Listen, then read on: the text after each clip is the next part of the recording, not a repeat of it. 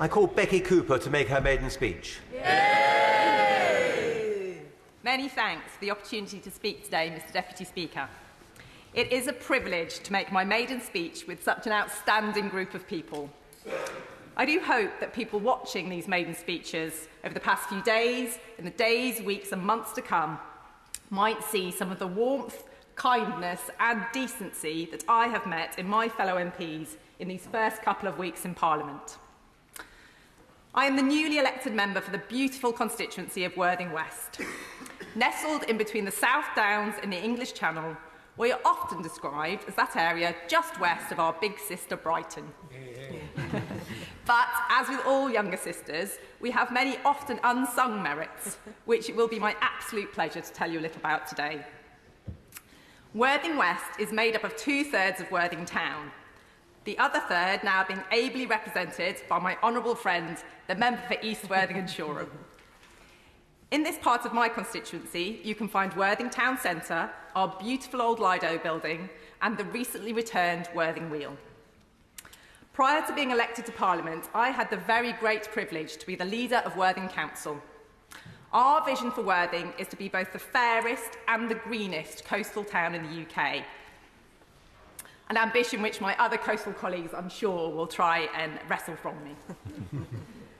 Alongside an ambitious decarbonisation plan, work on town centre gardens will begin in Worthing this autumn, in a community and council-led project.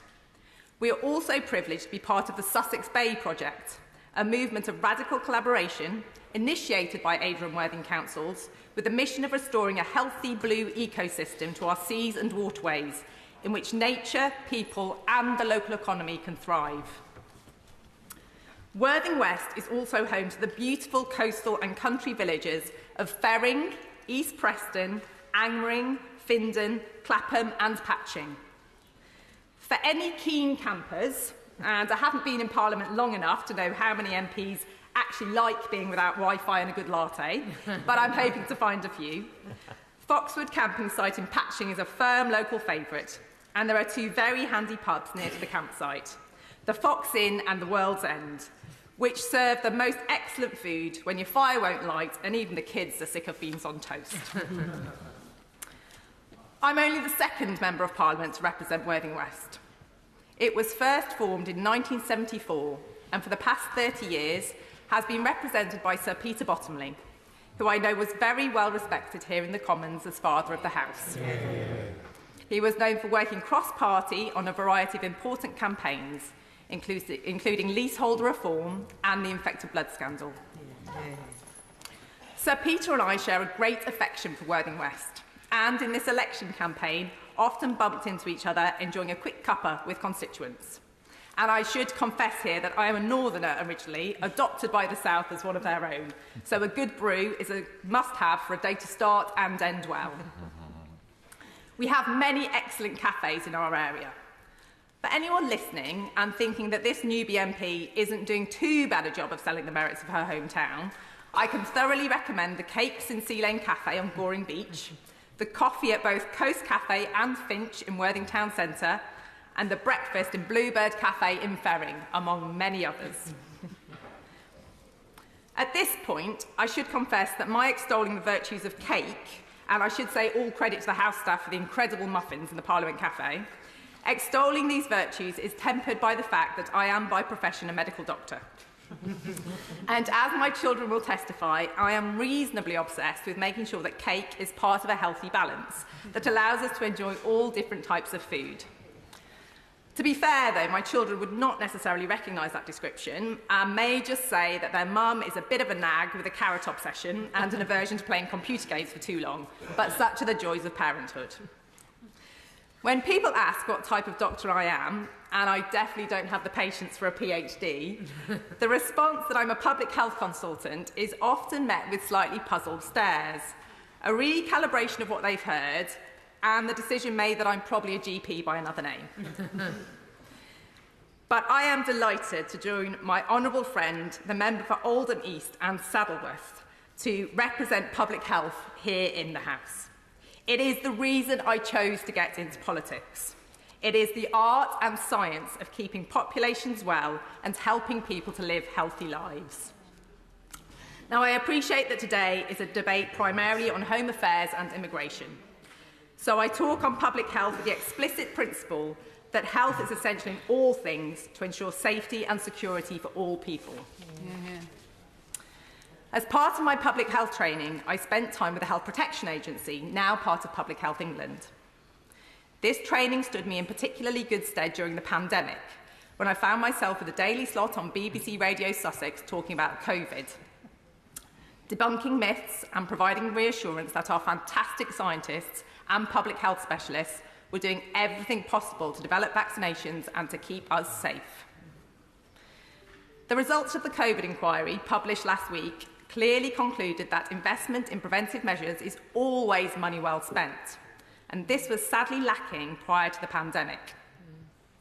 Public health funding was cut by 25% between 2015 and 2024, so there are some salient lessons to be learnt quickly about prevention being better than cure.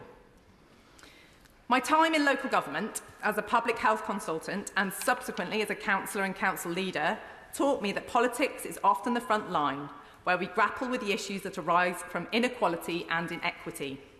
Two indicators which tell us that the decisions made by those of us in a position of influence are not yet decisions which are maximising the health and well-being of the people we represent. The resources required to meet basic human needs should be available to everyone, regardless of where we live or which family we are born into.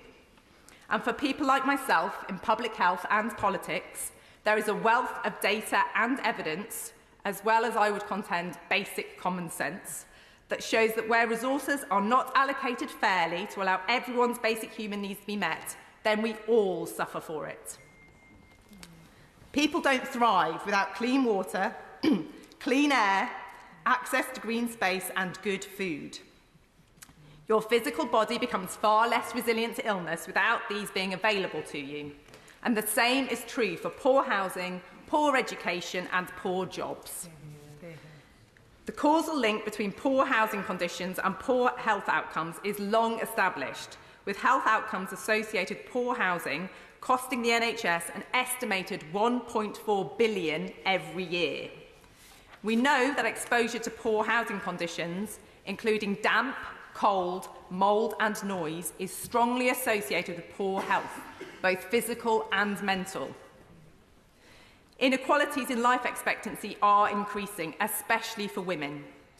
In Worthing West, a woman living in one of our poorest areas lives an average of 8.3 years less than a woman living in one of our wealthiest areas. And for the population as a whole, the time spent in poor health is increasing. As Sir Michael Marmot so saliently puts it, if health has stopped improving, it is a sign that society has stopped improving. When people become physically and mentally ill, potential is lost. And before you know it, your country doesn't have a national health service, it has an overwhelmed national sickness service. I am so proud and privileged to be part of the Labour intake of 2024. For too long now, our politics has been making people sick. This is the start of a journey that I very much hope will lead to a politics that helps to keep people well for many generations to come. Reduction of inequality and inequity will allow everyone to do better. The politics of health is the narrative of our nation. A government that focuses on the health and well-being of the people that we serve is a government that enables us to rise together to face the challenges of both today and tomorrow. Bob Blackman. Thank you, Mr Deputy Speaker, and I'd like to congratulate the new member for Worthing West on an excellent speech. She's clearly going to be a force to be reckoned with in this chamber and beyond, and I wish her well in her parliamentary career. And indeed, she does follow, of course, the former father of the House, so has big shoes to fill.